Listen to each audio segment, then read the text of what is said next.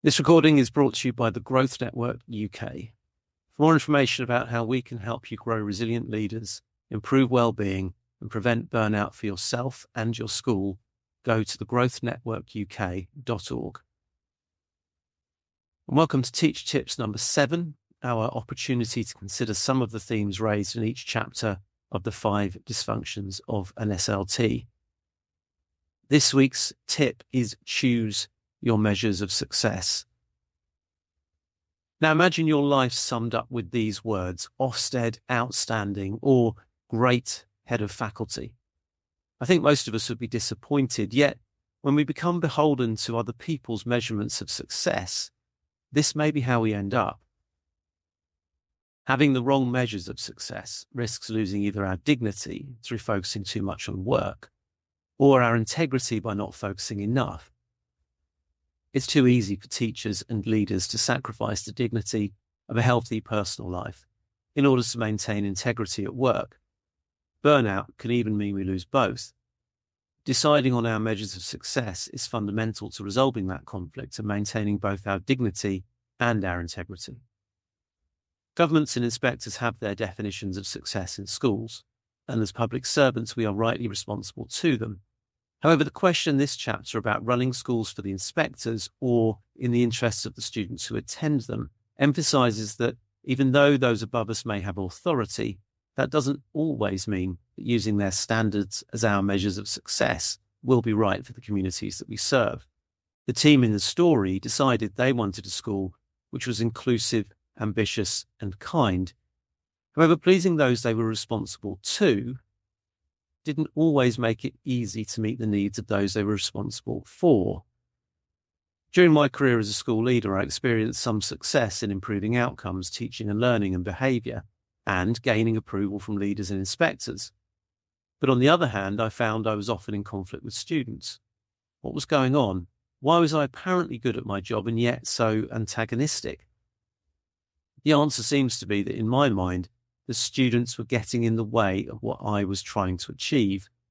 The contradiction of that statement is intended, but I wonder how often we as teachers and leaders allow our ambitions to get in the way of our service because our measures of success have become skewed.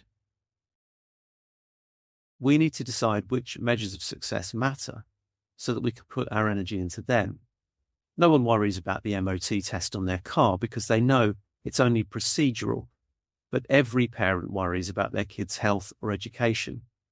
Both are important, but we manage to maintain a sense of proportion about them, at least most of the time. In both our personal and our professional lives, though, things can get out of balance and we find ourselves worrying about the wrong things. The head teacher uses the gravestone to illustrate this, and it's a fantastic way to concentrate the mind. David Brooks talks about eulogy values and resume values. We spend a lot of time worrying about the stuff which will get us jobs, but what really matters is what people will say about us when we're gone. Not was he good at spreadsheets, but was he kind? No one wants Ofsted outstanding or great head of faculty on their gravestone, even if our behaviour might suggest otherwise. The team's discussion over this reflects the tension in all of us between giving students what they need at school academically, socially, and personally. Exam results and enjoyment can both be measures of success. If we're clear that the outcome of a lesson or a student's school life matters more than the grading of that lesson or an inspection result, then we have a means to put things into perspective. The same applies personally. We don't necessarily need everything we think we do to be happy. It helps to identify what really does contribute to our flourishing and let the rest pass by. If we're torn between promotion and just doing a good job where we are, we will struggle with day-to-day decisions because one day we'll want one thing and the next we're focused on the other. It's exhausting. Therefore, spending time choosing our measures of success, both in work and outside, is vital. This is not an excuse to do a poor job. Instead, try to think with dignity and integrity. Are you willing to limit your ambitions at work so you can care for your family? Or do you let go of some personal freedom to make sure you invest the right amount of time at work? Once you've decided on your measurements of success, you can let go of what doesn't matter and flourish in what does. Thanks for listening to this recording. For more information about how to put these ideas into practice for yourself and your school, visit us at thegrowthnetworkuk.org or follow us on LinkedIn.